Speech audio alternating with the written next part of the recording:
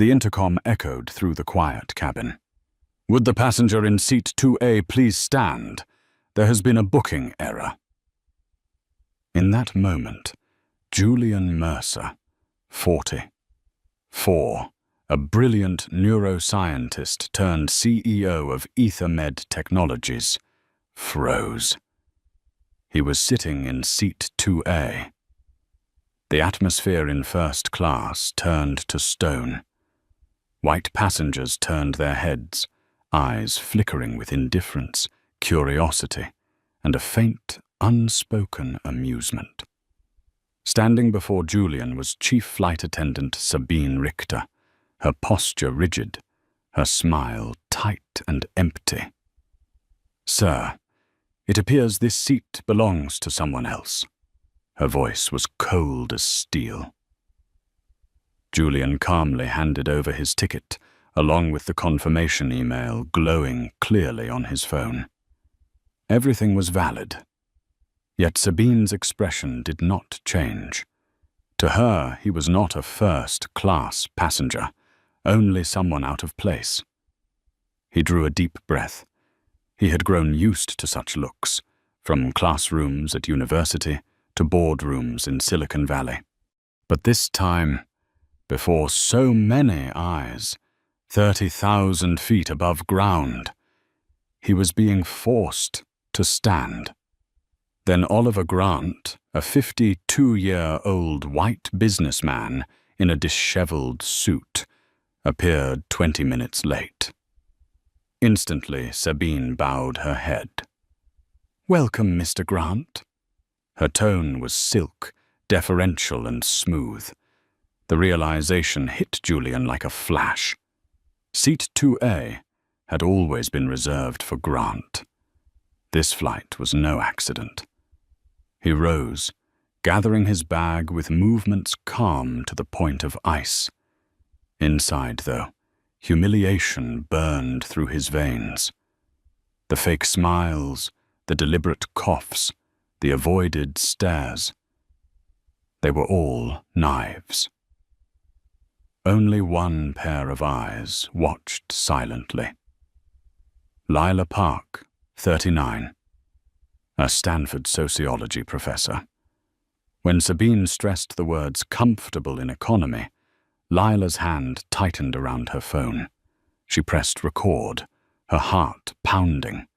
She knew she was capturing not just an incident, but evidence of a broken system. Julian heard Sabine's final words clearly. "Perhaps economy would suit you better." One sentence that carried generations of contempt and pain. The economy cabin was cramped, the seats narrow. The cries of children and the smell of reheated meals filling the air. Julian sat down, his broad shoulders hunched, carrying the weight of humiliation. Beside him, Lila whispered, "What they did to you cannot be left in silence." Julian turned slightly. She showed no pity. In her eyes burned determination, the look of someone who had lived through similar cuts.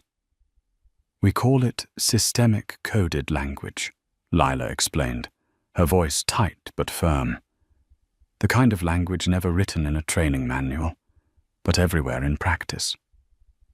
Julian closed his eyes, his life flashing back. From the South Side streets of Chicago, through Johns Hopkins, to founding EtherMed.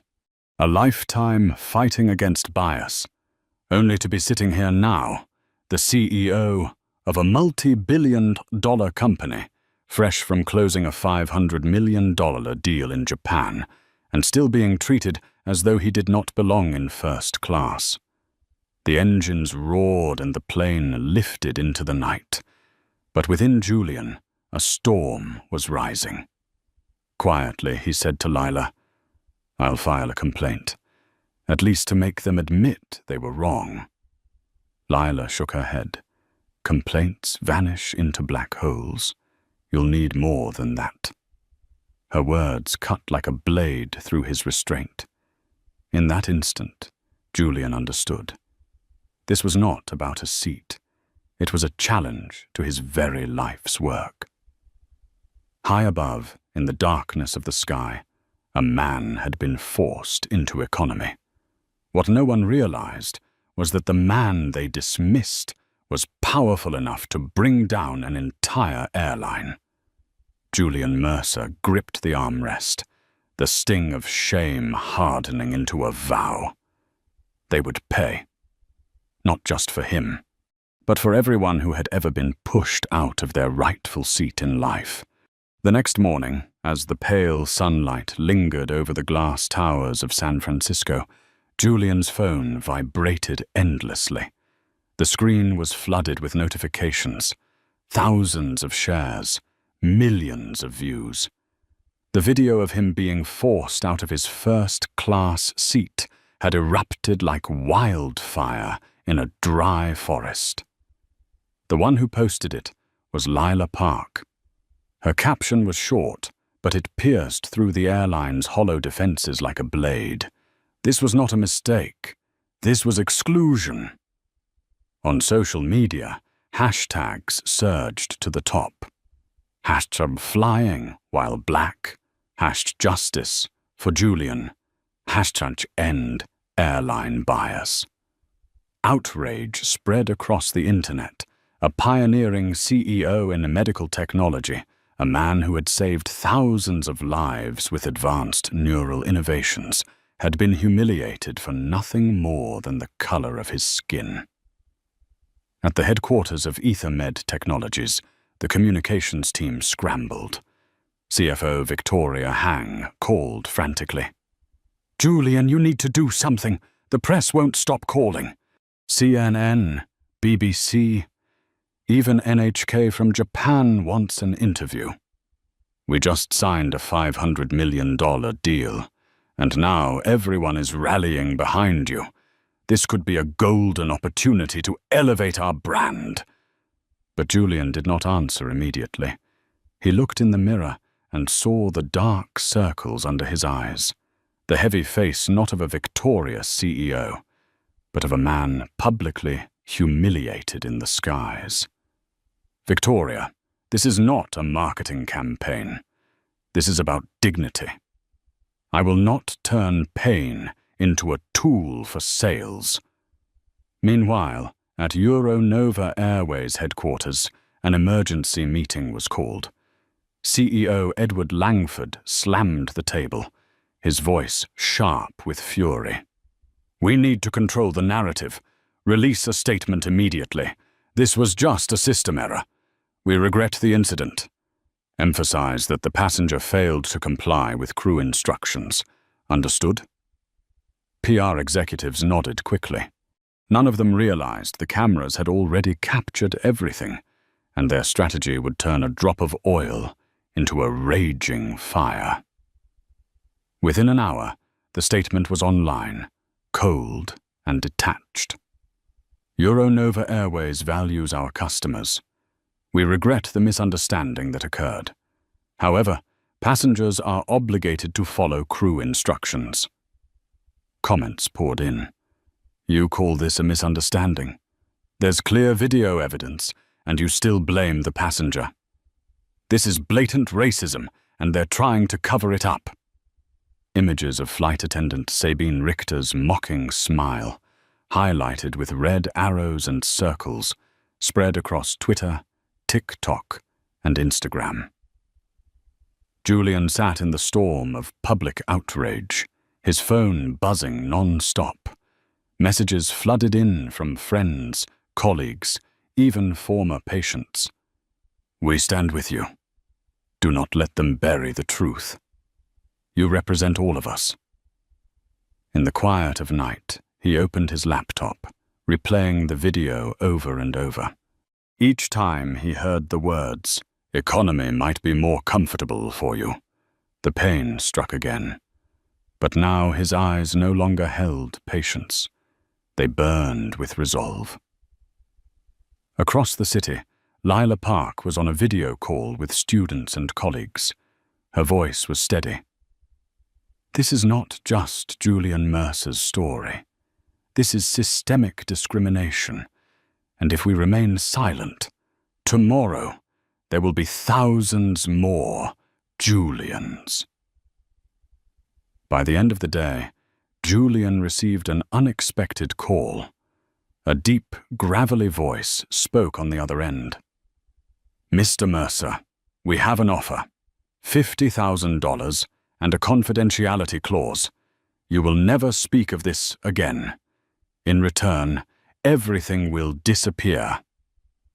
Julian sat silent for a few seconds, then burst out in a dry laugh.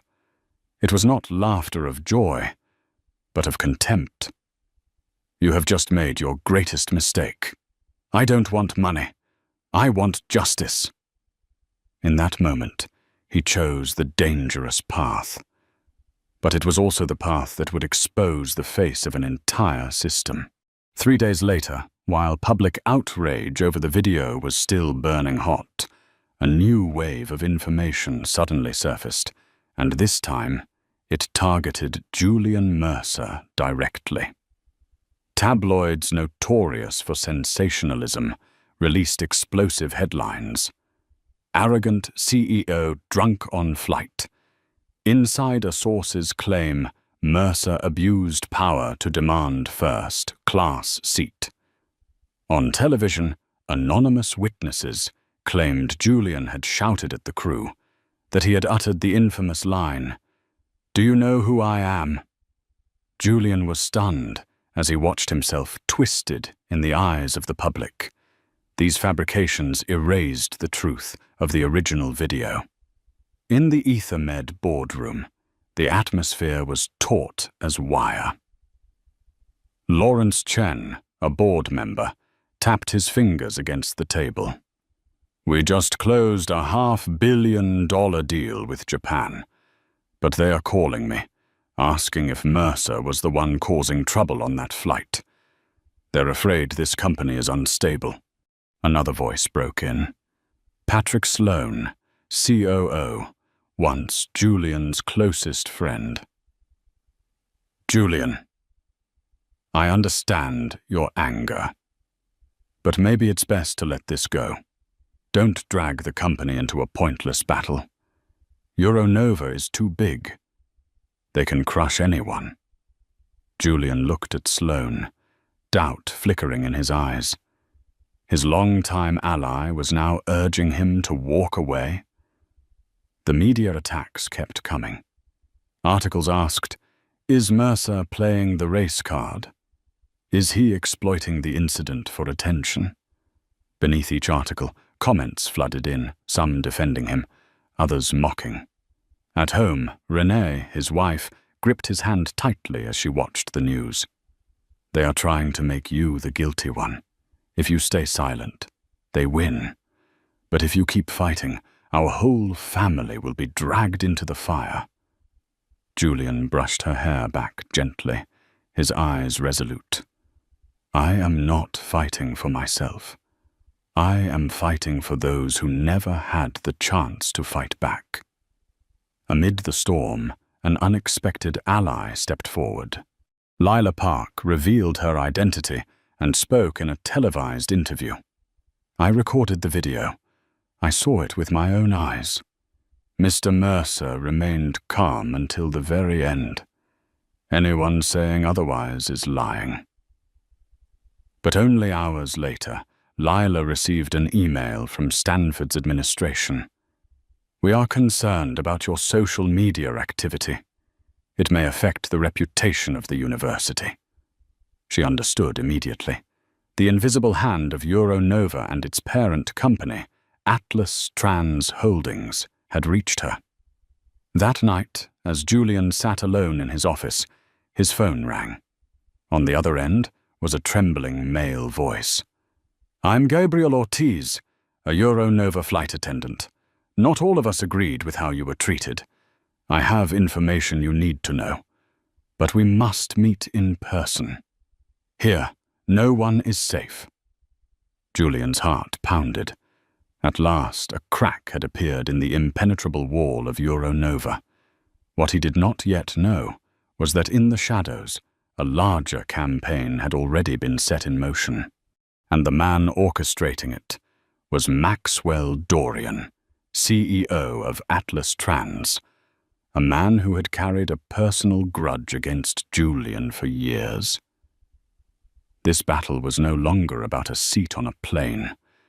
It was a deadly game of chess, where Julian's honor, his career, and his very life would be tested to the limit. A small cafe tucked away in a San Francisco alley glowed under dim yellow lights, the sound of spoons stirring in glass cups blending with an old jazz tune. Julian Mercer sat in a corner, his dark coat collar pulled high, slowly turning a cold espresso in his hands. He was not a man easily shaken. He had spent countless hours in operating rooms with lives hanging in the balance. But tonight, his heart was restless. The glass door creaked open, and a weary-looking man stepped inside. His airline uniform had been replaced by a wrinkled shirt, but the worry in his eyes was unmistakable. Gabriel Ortiz, 38, 15 years in the skies, walked toward Julian's table. "Mr. Mercer?" he whispered, his eyes darting around the cafe. Julian nodded. Ortiz sat down, his fingers clasped tightly, trembling. "I only have a few minutes, if they find out I came." Julian looked straight at him. "You can trust me. What you share won't be wasted." Ortiz exhaled, pulled a thick envelope from his pocket, and set it on the table. "This is a copy. Internal Euronova documents. They call it the Passenger Comfort Initiative." Julian touched the envelope lightly, his pulse quickening. Ortiz continued, each word heavy. "It's a policy never written with explicit racist language, but we all understand what it means. To ensure the first-class cabin remains friendly to core passengers, that is, keeping it majority white, at any cost." Julian sat still, the words striking his mind like a gavel. "The crew is trained on how to handle situations," Ortiz said, lowering his eyes. "If a person of color shows up, we find a reason. Booking errors, system glitches, upgrades for someone else. If we succeed, we earn points. Points that directly affect year-end bonuses." Julian leaned back, his fingers tapping the table. All his years of fighting to prove his worth, and here was proof of a cold, calculated machine designed to push people like him aside. Ortiz leaned closer, his voice barely more than a breath. "I've seen colleagues reprimanded for failing to adjust the cabin. Some even lost their jobs. Those who followed the system were rewarded, promoted. That's the unspoken law." Julian asked quietly, "Why are you helping me? You know the risk." Ortiz's eyes reddened. "Because I can't take it anymore. I'm Latino. For years I stayed silent, thinking I had no choice. But that day, watching how they treated you, I saw myself. If I stay silent any longer, I stop being human." His words cut through like a blade, tearing away the last veil. Julian gripped the envelope. Inside was the key to exposing the truth. That night, back home, Julian opened it. Memos, internal emails between Euronova managers, statistical charts breaking down first, class demographics by race. The numbers were chilling. Passengers of color were 20, 7 times more likely to be downgraded than white passengers.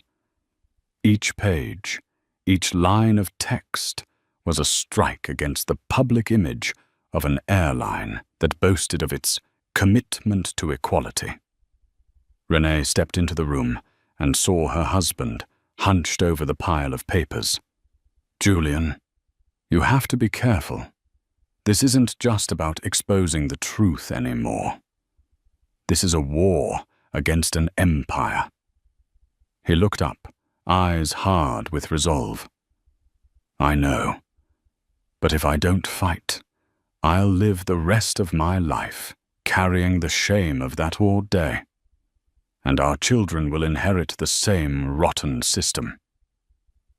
The next day, at Stanford, Lila Park received a strange call. A sharp female voice spoke. "Professor Park, if you don't take down that video and stop speaking publicly, the university may have to reconsider your position. Is your career really worth the risk?" Lila froze for a moment, then answered steadily. "If I must choose between my career and what is right, I know what I choose." Hanging up, her hands trembled. But deep inside, the fire burned brighter. That evening, Julian, Renee, and Lila gathered in a small, discreet room, yellow lamplight falling over tense faces. Julian spread Ortiz's documents across the table. "This is the truth they fear most," he said, his voice low and resonant. "This is not just about me.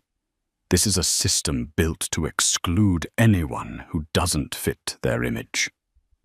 Lila nodded, her eyes blazing. "We will not let this disappear into some complaint drawer. We'll bring it to the light.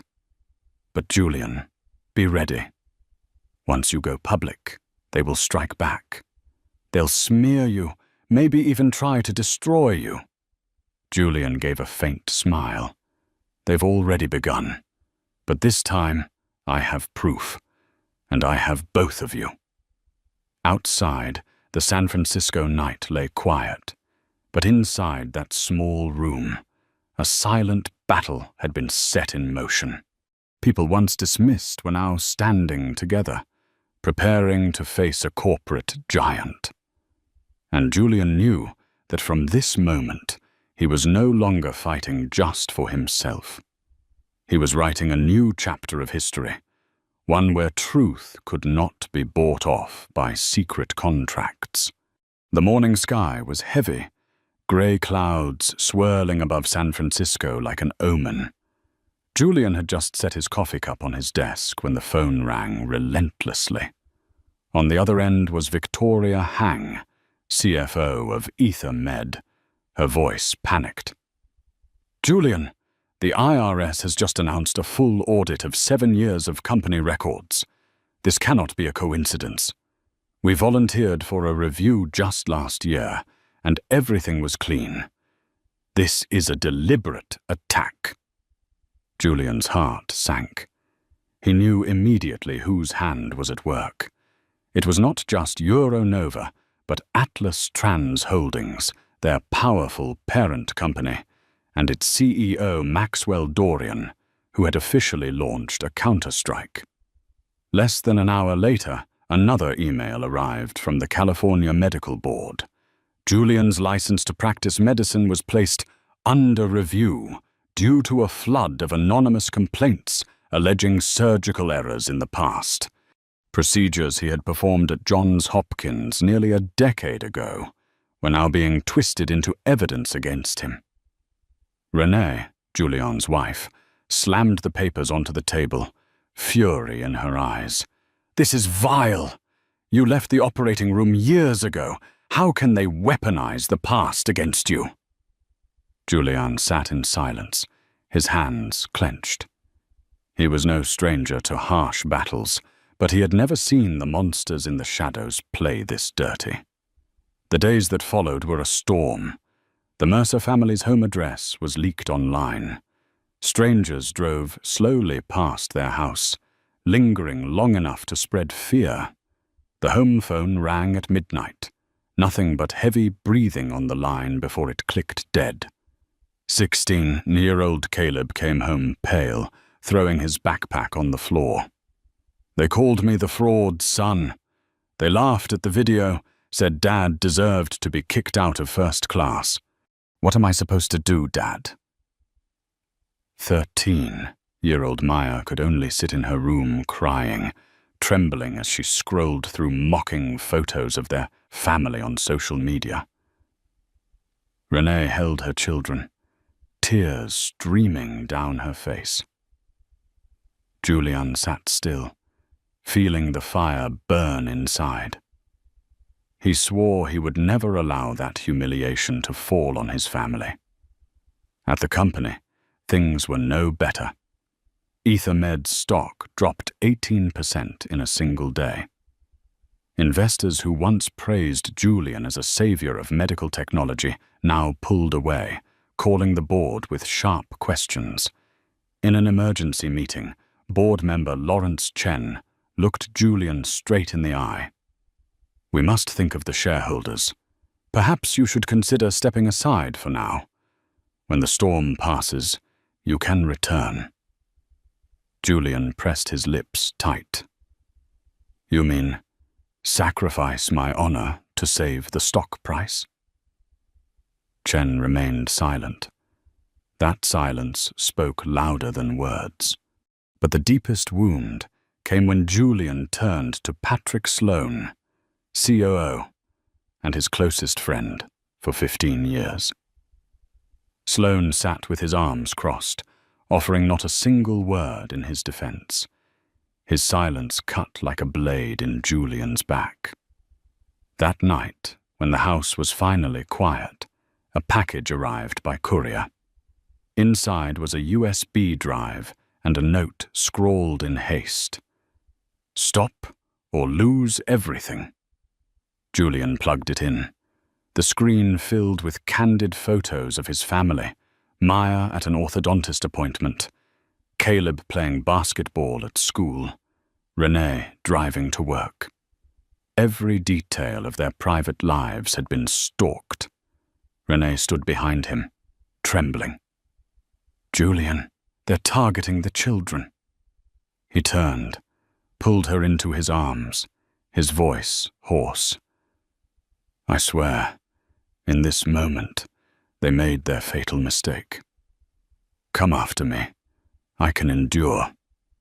But dare to touch my family, and this becomes a fight to the death."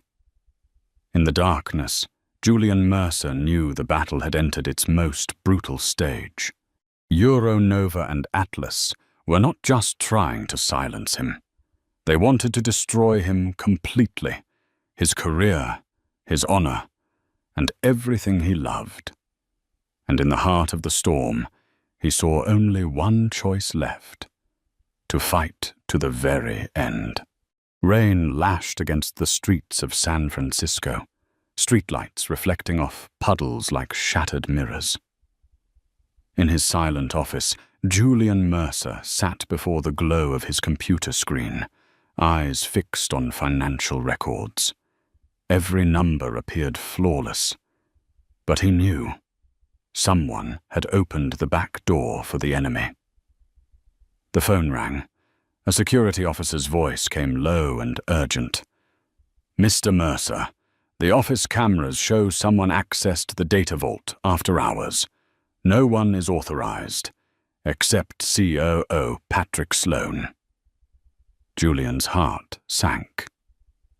Sloan, the man who had stood by his side for 15 years, since EtherMed was nothing more than a rented lab, was the one who had touched the heart of the system. The following night, Julian set a trap. In a private conversation with Renee, he deliberately mentioned a backup copy of the evidence, hidden at their lakeside cabin in Tahoe. His words were spoken just loud enough for the hidden microphones in his home to catch. Then he and his family left the city, feigning a vacation. In the still darkness, Julian's private security team lay in wait around the small wooden cabin. At exactly 2 a.m, the alarm hummed softly. A shadow in a dark coat slipped in, unlocking the door and moving straight to the study, as if every corner was familiar. When the decoy safe was pried open, flashlights flared. The guards rushed in, pinning the intruder to the damp wooden floor. And as the mask was ripped away, Julian froze. Patrick Sloane. Sloane looked up, his face still composed, but his eyes betrayed fear. "Patrick," Julian's voice cracked. "Why?" Sloane swallowed hard before the words tumbled out. "You don't understand. They're too powerful. Atlas controls everything. Judges, politicians, the press. Maxwell Dorian promised me the CEO seat after they take over Ether Med. All I had to do was feed them information from inside." Julian felt his blood turn to ice. The family birthdays, the long nights in the office, the times Sloane had stood beside him in boardrooms. Suddenly it was all a stage, and he had believed in a lie. "So the plane incident?"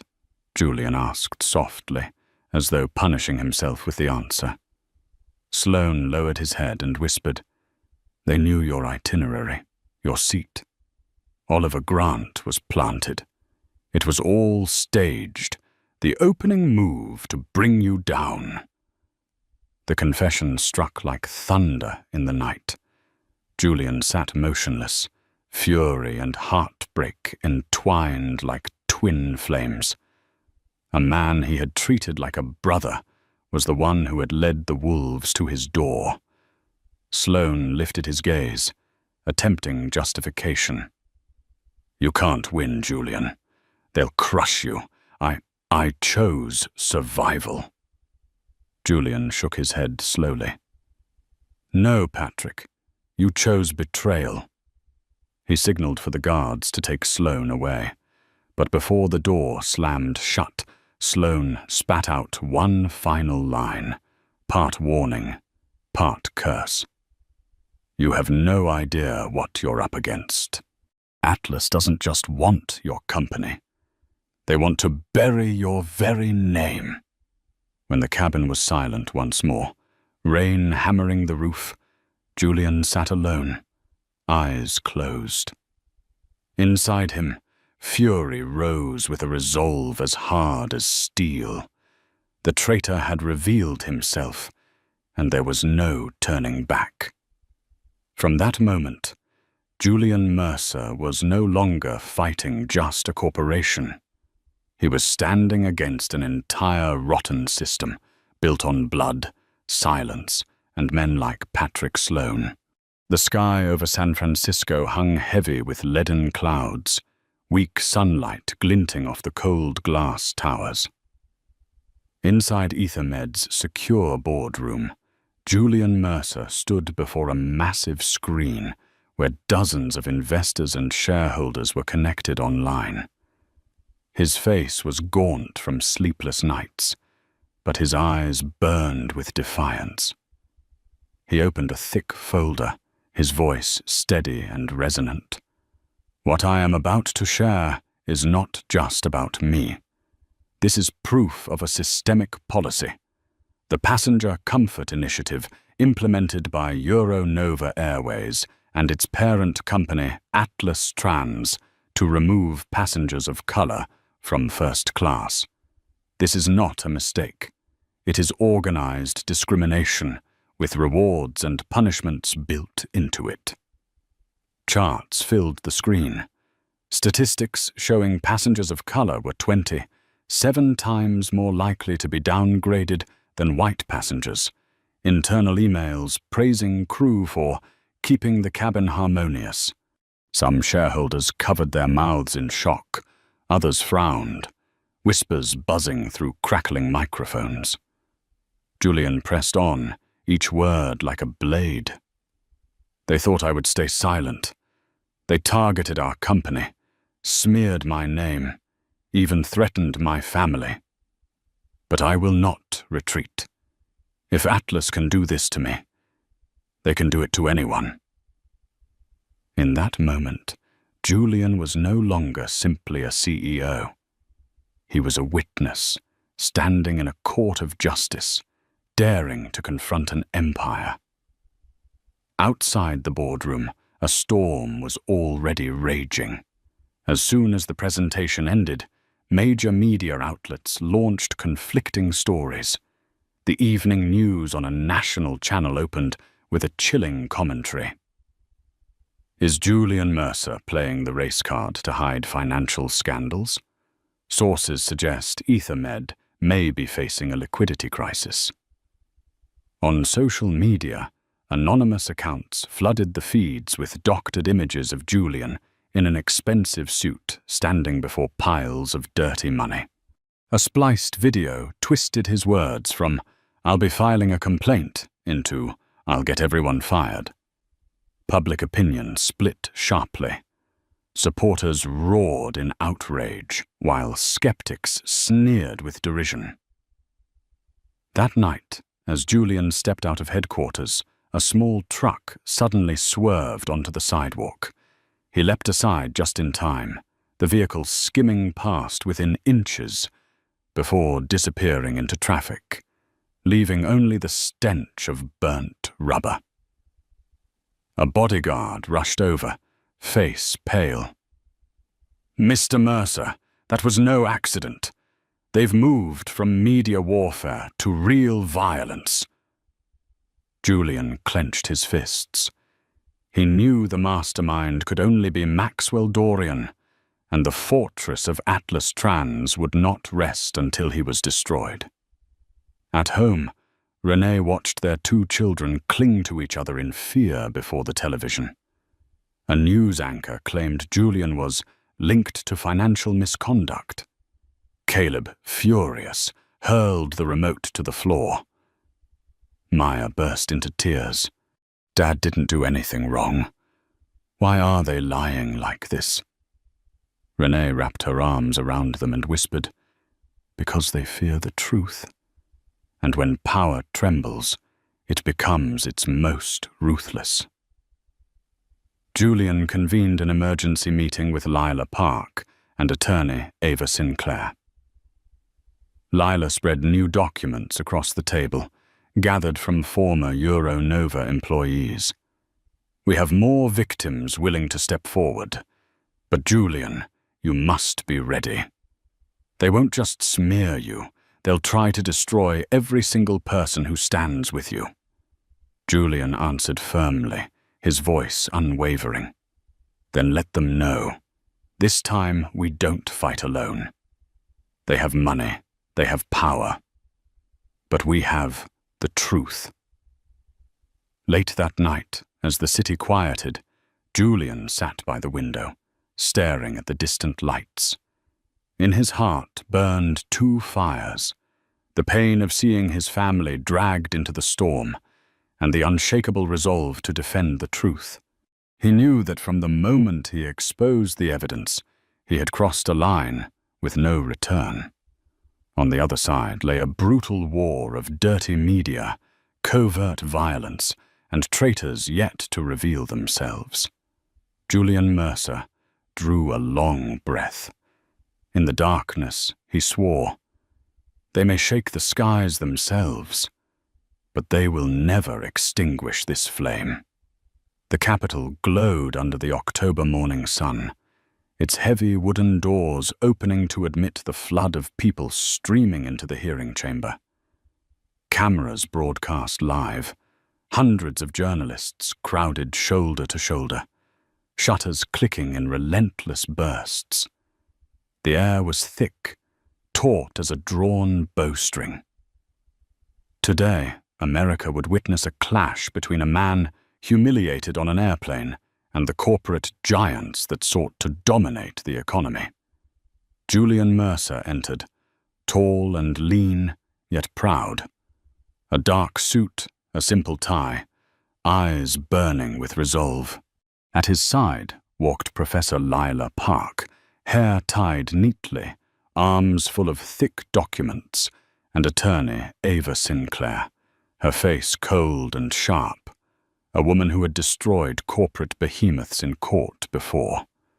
Behind them, the chamber was packed with the public, including businessmen, artists and diplomats, all victims of Euronova.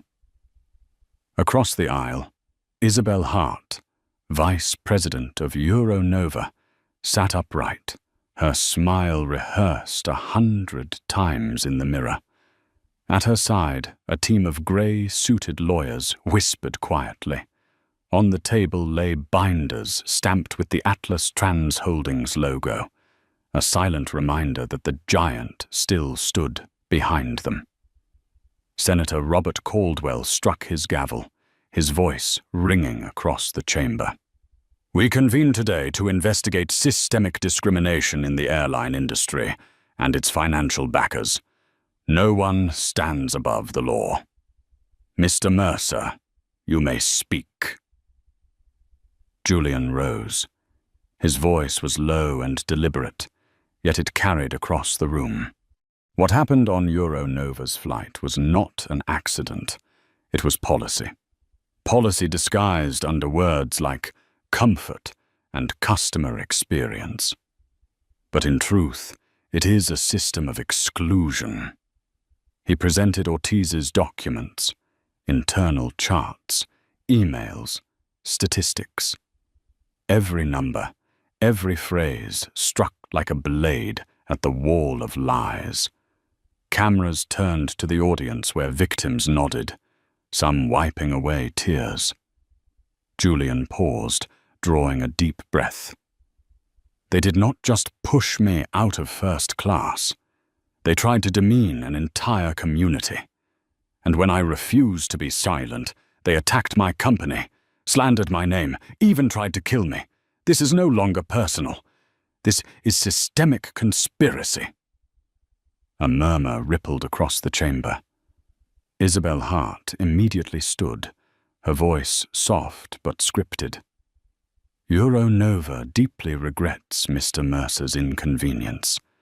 But this was only a system error, not a policy. We have dismissed the individuals involved. Our airline is committed to equality and diversity. Ava Sinclair let out a cold laugh. She stood and laid before the committee a stack of printed emails, directives signed by Euronova's own board, rewarding crews for managing passenger composition. A screenshot filled the large display. Isabel Hart herself had signed the approval. The chamber exploded in noise. Isabel's face blanched, her hands trembling as she struggled to hold her smile. Then came Gabriel Ortiz. He stepped to the stand, his hand still bandaged after a near-fatal accident. His voice shook but held steady. I am a witness. I wore this uniform for 15 years. I was rewarded points for adjusting the cabin. I once bowed my head and accepted it, but after seeing what they did to Mr. Mercer, I could not stay silent. I recorded, I submitted evidence to the Department of Justice, and I know they are willing to kill me to bury the truth. The chamber fell silent.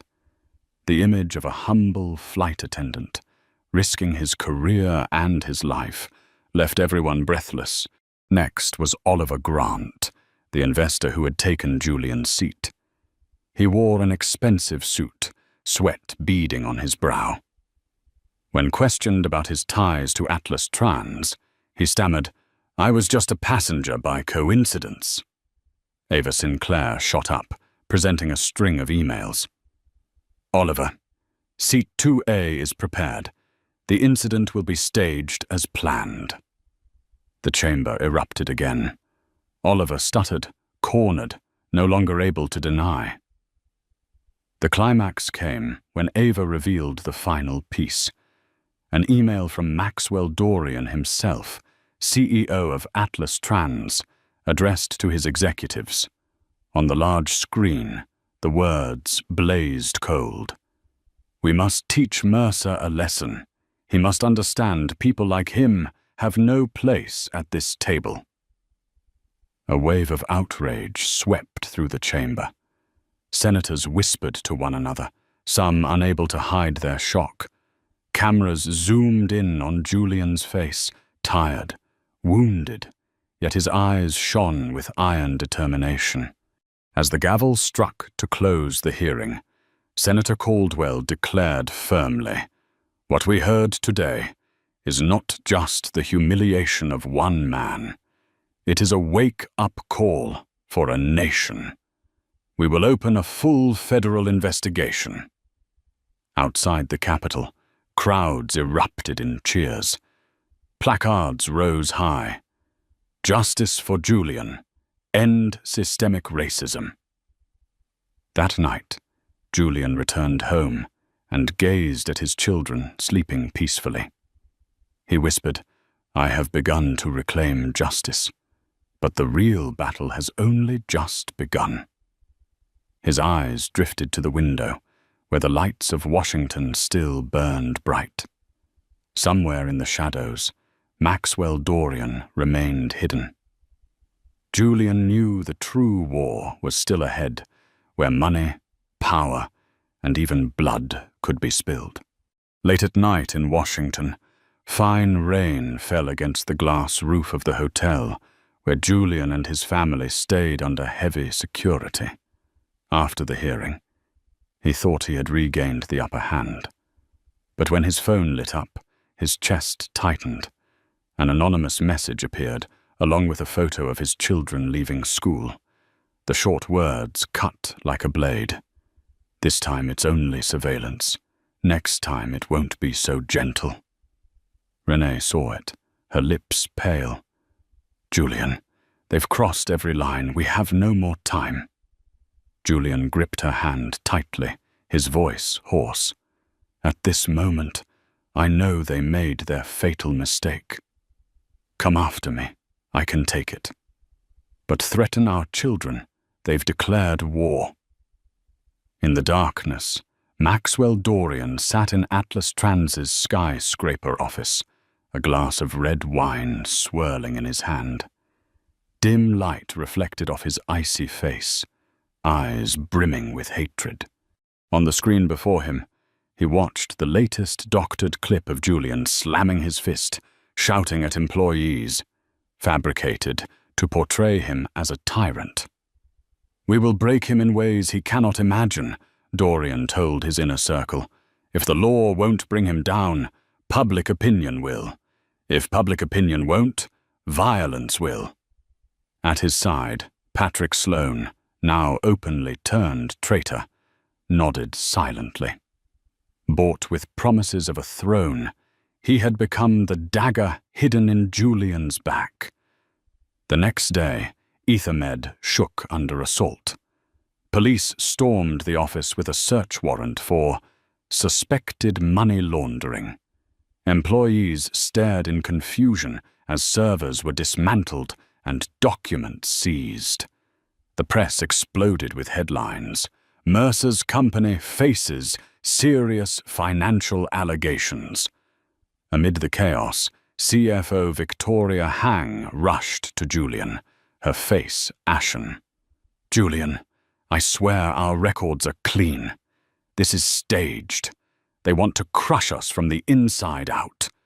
Julian nodded, his voice resolute. "The harder they press, the stronger we stand. Let them see Ethermed will not break under their filth." That evening, horror struck.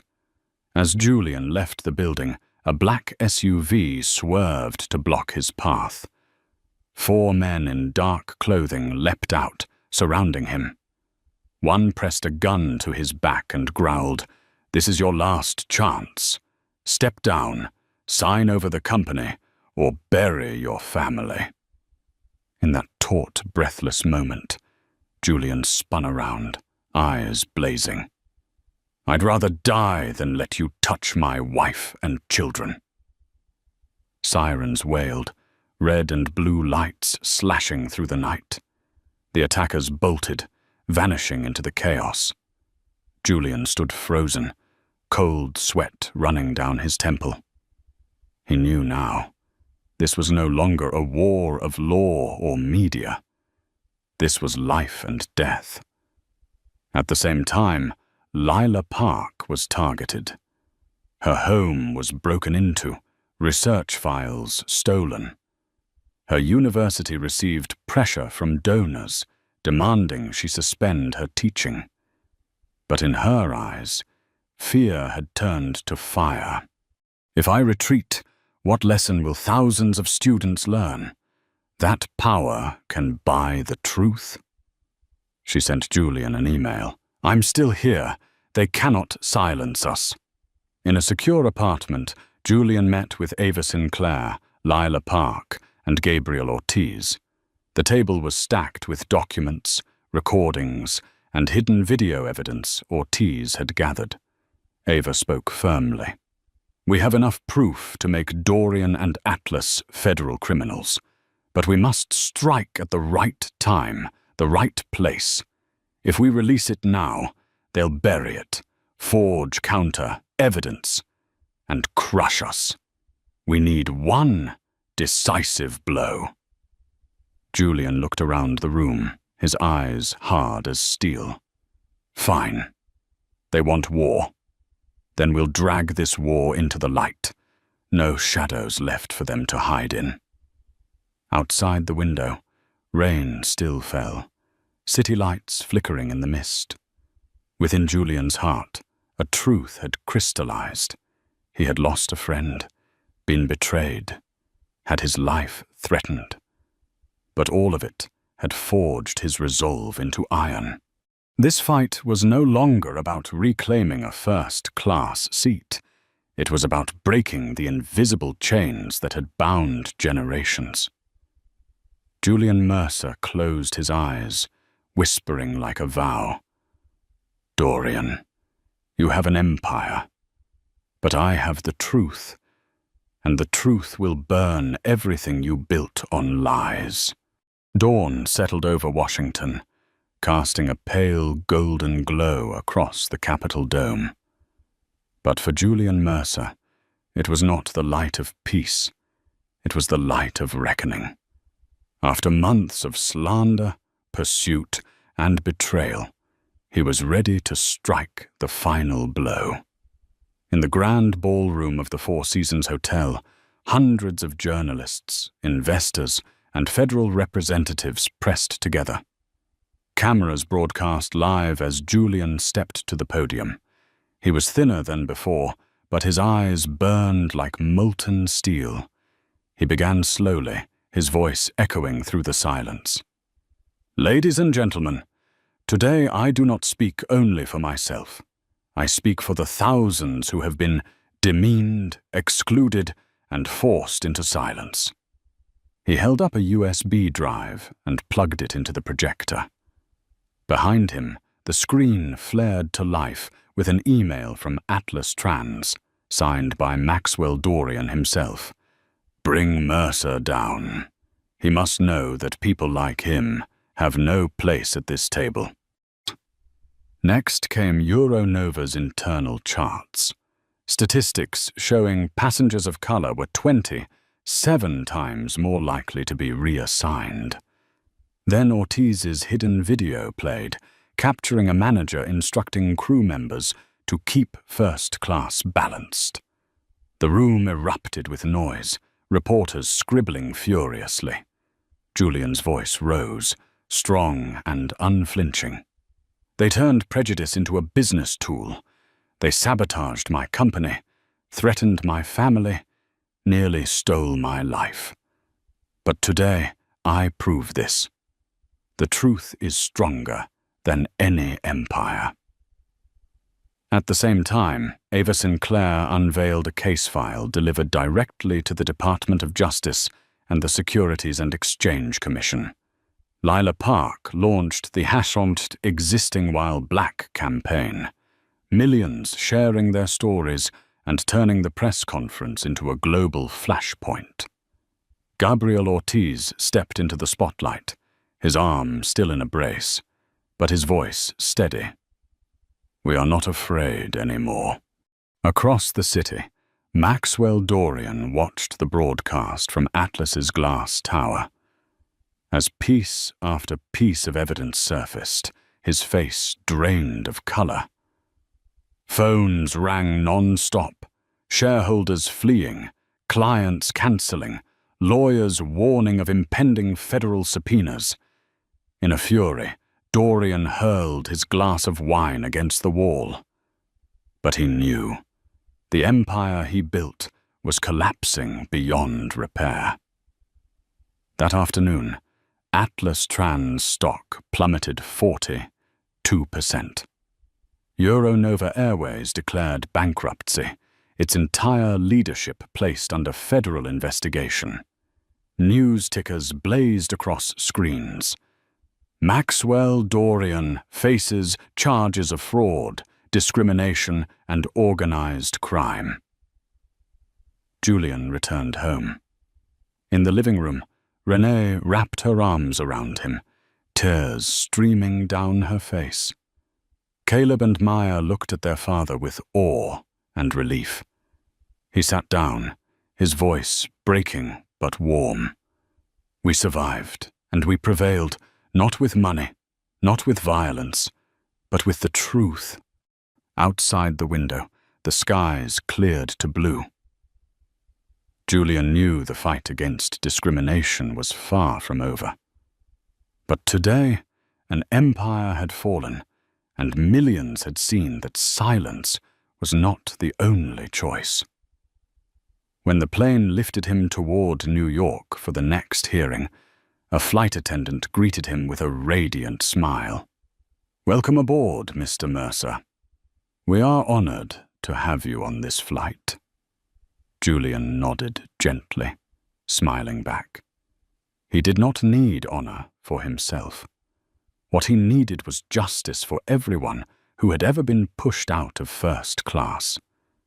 And this time, he believed, the world had begun to change. In the cold world of business, where profit often overshadows what is right, the story of Julian Mercer reminds us that dignity must never be bargained away.